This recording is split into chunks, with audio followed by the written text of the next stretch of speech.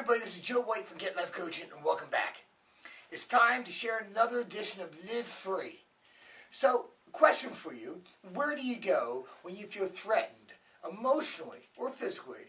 Where do you go when you feel an overload of doubt? When you feel the rug has been pulled out from under your feet? Or maybe you feel so much uncertainty you don't know what to do? There's only one of three places that we can go to. Now, we call it fight or flight, right? But it's really freeze, flight, or fight. Now, if you understand our survival package from our limbic brain system, it's a graduating scale, which means first we'll freeze, then we'll flee, and then we'll fight. But emotionally, we do the same thing, but it's slightly different because we get this habitual connection with one. In other words, we get a favorite. For example, I had a friend, and every time she felt threatened, all she did was fight. I mean, she just swung, and whatever was in her way, she would not get out. Now, where did she get it from? Well, her brother did the same thing because her mom did the same thing because her dad did the same thing. It was this whole family, and all they did was fight. And that was the way they connected. Some people freeze. They do nothing. They get stuck in the analysis of paralysis. Other people flee. They either shut down, withdraw, use food, use alcohol, use TV, use something to distract themselves. Now, on some level, this isn't inherently wrong because it's part of our survival package. But sometimes, here's the key, we run the survival package when we're not in survival. In other words, it's a situation we can handle, and we've trained ourselves to run this pattern. And inherently, it conditions us to think that we're weak, and we need to be in constant protection of ourselves. I know, we're crazy, aren't we? But we do what we do, and we do what we've learned. But we can break these patterns. So here's 2 steps to kind of break it. The first thing you have to tell yourself is, number 1, you're not in survival mode. Because sometimes your brain, your subconscious mind doesn't know. If it sees the triggers, if it sees the signs, it's going to do what it does. The second thing is get yourself out of that state. So we talked in the past about state management, whether you do a power move, you jump around, you go for a run, you go to work out in the gym, take a class, do some meditation, do some yoga, breathe in your heart, do some exercise to get yourself out of that state. But if you can also find a centered state, and what's a centered state?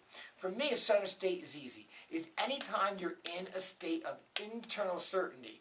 Now think about this. We run the survival package because we feel we're at a level of uncertainty. And that package, believe it or not, meets the level of our emotional need of certainty at a very low grade level. But again, it's familiar. We know what we're going to do. I know I'm going to fight. I know I'm going to flee. I know this ice cream, this Rocky Road ice cream is going to taste really, really good. I know I'm going to shut down. And that gives you a level of comfort. So we've got to break free from that pattern because it doesn't serve us. Actually, it keeps us more stuck. So we got to find a certain state because we have an overload of uncertainty and we need to balance it out. But sometimes in life you can't find certainty in the external world. You might not have it. You might not be looking for it. So you've got to develop skills or ways to find centeredness within yourself. Now, some people, like I said, you can do meditation. What I do, I breathe in my heart. Simple exercise. If you need instructions, if you don't know what I'm talking about, email me at doitnow@GetLifeCoaching, and we'll send you some instructions for it. But it's a simple way. You just put your hands on your heart and you direct intention into your heart. And actually, it changes your way your brain and your body interacts. They've done studies on it. And it's a way to find that center state. I'll wrap up with this. We did a seminar over this weekend when I recorded this called Design Your Life, where people will rearrange their values and their maps and their core components. And this one woman, she couldn't find the answer. And every time I asked her, every time I pushed her, trying to get her through that door, get that breakthrough, she would say, I don't know, I don't know, I don't know. And she wanted to change. You could see it in her face. You could see it in her frustration. But she was running an old pattern. So I had to get her in a better state. A state of centeredness where she could feel connected with herself, with her mind, with her body, with her heart, with her soul, and come up with the answer. Or realize she has the answer. And we did it. And guess what? She got the answer. She got her answer because she was in a different state. So there's a little extra takeaway here. One of the things I believe you should never, ever, never make a decision in a state of uncertainty or fear. Because it's always going to be the wrong choice. Even if you get what you want, you're conditioning yourself to take the shortcut, which is never going to happen again. And if it works once, it probably won't work again. So put yourself in a state of certainty. If you need more suggestions, email me. But I think we all have ways, of healthy ways.